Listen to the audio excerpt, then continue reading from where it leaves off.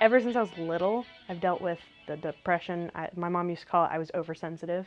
Like if my brother got a present, I had to get one too or else I'd pitch a fit. And I used to think, well, maybe I'm just doing this for attention. I always felt that way. I always felt like there's genuinely something wrong when, you get into middle school and that's when everybody tries to figure out who they are and where they fit. It was pretty bad because I was in Jacksonville for middle school and they were ruthless to me because I was never, I never fit in anywhere. So, I feel like I've dealt with it for a long time, but it only got really, really bad middle school on up. I think I was angry that I didn't know why I felt the way I felt. I would be sad one minute and really happy the next, but then somebody would say something and I'd get upset all over again. And I didn't know what was going on until high school, when you start to hear more about all that, all the depression, the suicide, the cutting, when they're all just like, don't do this, talk to an adult. I don't think anybody ever wants to talk to an adult. So, talk to a friend who will talk to an adult. But if I was in a bad enough mood and you said something negative, I would compound it and I would be my own worst enemy. I would beat myself up about something silly, something stupid, like, oh, I can't believe I tripped in front of this guy or this person that I know. Somebody's like so cool and I said something stupid. And, I'd think about it and think about it and think about it and I'd make myself feel worse and worse and worse. And, I was always my worst enemy.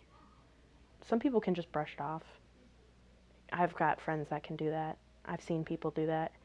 But I've never been able to, and I don't understand how they can do that. Like, how can you not sit and pick at the situation for hours? I don't understand. It's not how I work. Not always. Sometimes they just are dealing with whatever they're dealing with. Some parents are getting divorced. Somebody died. Something's always going on.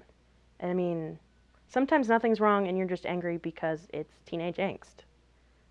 But I mean, if you're sad all the time, if you no energy, no drive to do anything, if all you want to do when you get home from school is lay down and sleep, you should probably go talk to a doctor or an adult or a friend or something. I slept all the time. And I now know that that's one of the things that people with depression do. I didn't know that before. I just thought I was tired. And, I dreaded going to school because of the people. I didn't like leaving the house because I'd run into people. I thought that sleep was better than real life. And fiction, I would read a lot. Fiction was better than real life. Everything was better than what I had to deal with. And it's not until, now that I realize that was all due to my depression. Everybody needs a friend. Like when I was little, I always wanted, I kept a diary and, every other entry, I went back and read it like the other day.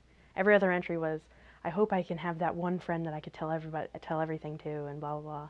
And I have that now. I have multiple people like that. It's just a matter of building trust.